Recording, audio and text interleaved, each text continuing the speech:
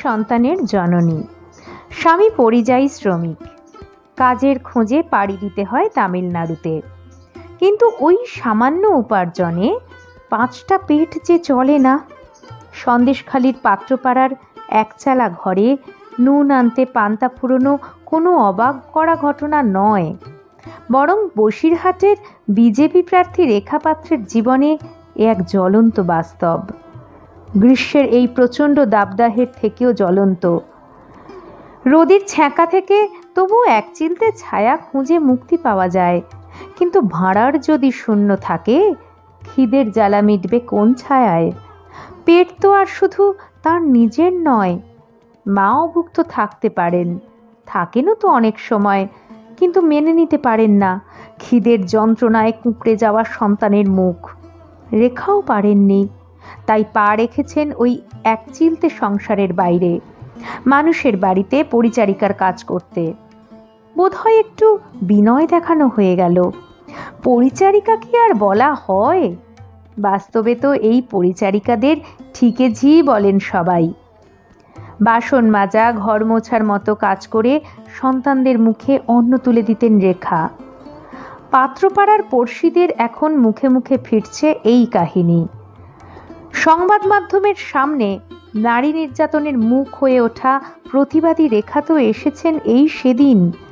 তার অনেক আগেই পাত্রপাড়া দেখেছিল এক সংগ্রামী রেখাকে।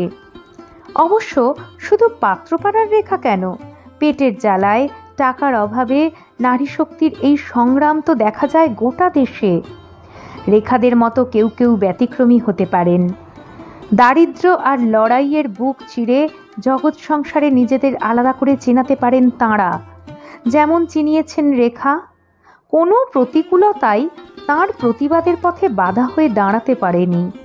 তাই একদিকে রেখা পাত্র যেমন প্রতিবাদের অন্য নাম, তেমনি সে অভাবী সংসারের যুদ্ধক্ষেত্র থেকে জন্ম নেওয়া এক ফিনিক্স পাখিও।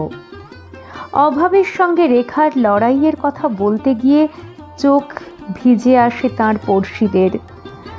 তাঁরা রাজনীতির রং বোঝেন না, শুধু বোঝেন রেখাকে। জানেন, চেনেন পাত্রপাড়ার ওই গৃহবধূকে, যার শাড়িতে মিশে গ্রাম বাংলার সোঁদামাটির গন্ধ, শতচ্ছিন্ন যার আঁচল, যিনি অন্যের বাড়িতে কাজ করে অর্থ উপার্জন করেন।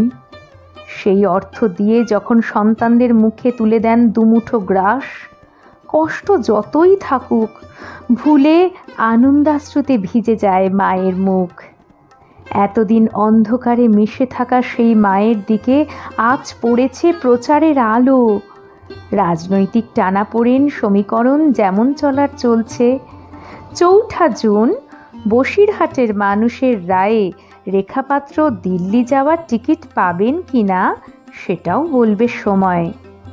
তবে ভোটের ফল যাই হোক, জিতুন কিংবা হারুন, তা দিয়ে কি মাপা যাবে রেখাকে? না।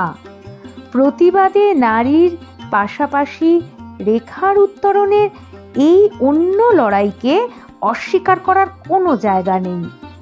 এ যে এক মায়েরও সংগ্রামের গল্প।